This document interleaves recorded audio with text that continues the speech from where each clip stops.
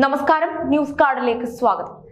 മണ്ഡലകാലം 39 ദിവസം പിന്നിട്ടപ്പോൾ ശബരിമലയിലെ നടവരവ് 204.30 കോടി രൂപയെന്ന് Thiruvithamkoor Devaswom board president PS Prashant അറിയിച്ചു. ഡിസംബർ 25 വരെയുള്ള മൊത്തം നടവരവ് 204,30,76,704 രൂപയാണ്.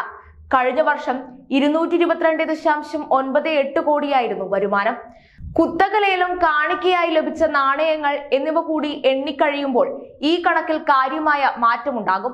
കാണിക്കയായി ലഭിച്ചത് 63.89 കോടി രൂപയാണ്. അരവണ വിൽപ്പനയിൽ 96.32 കോടി രൂപ, അപ്പം വിൽപ്പനയിൽ 12.38 കോടി രൂപയും ലഭിച്ചതായി സന്നിധാനം ദേവസ്വം ഗസ്റ്റ് ഹൌസിൽ വിളിച്ചു ചേർത്ത പത്രസമ്മേളനത്തിൽ അദ്ദേഹം പറഞ്ഞു.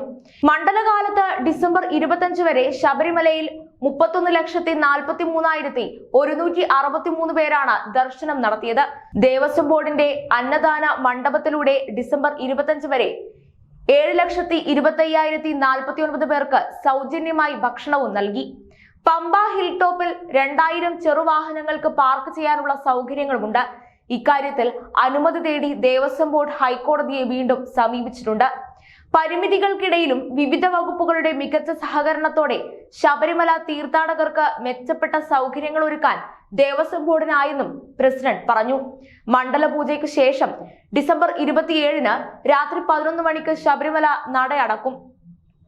മകരവിളക്ക് ഉത്സവത്തിനായി ഡിസംബർ 30-ന് വൈകിട്ട് വീണ്ടും നട തുറക്കും. മകരവിളക്ക് പ്രമാണിച്ച് ജനുവരി 13-ന് വൈകിട്ട് പ്രസാദ ശുദ്ധക്രിയകളും 14-ന് രാവിലെ ബിംബശുദ്ധി ക്രിയകളും നടക്കും. ജനുവരി 15-നാണ് മകരവിളക്ക്. അന്ന് വെളുപ്പിന് 2:46-ന് മകരസംക്രമ പൂജയും നടക്കും. പതിവ് പൂജകൾക്ക് ശേഷം വൈകിട്ട് 5 മണിക്കാണ് അന്ന് നട തുറക്കുക. തുടർന്ന് തിരുവാഭരണം സ്വീകരിക്കൽ, തിരുവാഭരണം ചാർത്തി ദീപാരാധന, മകരവിളക്ക് ദർശനം എന്നിവയും നടക്കും. തുടർന്ന് 19 വരെയുള്ള തീയതികളിൽ എഴുന്നള്ളിപ്പ് നടക്കും. ജനുവരി 20 വരെ ഭക്തർക്ക് ദർശനത്തിനുള്ള സൗകര്യങ്ങളും ഉണ്ടായിരിക്കുന്നതാണ്.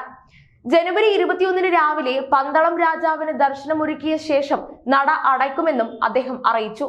15, 16, 17, 18, 19 തീയതികളിൽ എഴുന്നള്ളിപ്പും നടക്കും. 19-ന് ശരംകുത്തിയിലേക്ക് എഴുന്നള്ളത്ത് നടക്കും. ജനുവരി 20 വരെ ഭക്തർക്ക് ദർശനത്തിനുള്ള സൗകര്യങ്ങൾ ഒരുക്കിയിട്ടുണ്ടാകും. പത്രസമ്മേളനത്തിൽ ദേവസ്വം ബോർഡ് അംഗങ്ങളായ A. അജിത് കുമാർ, G.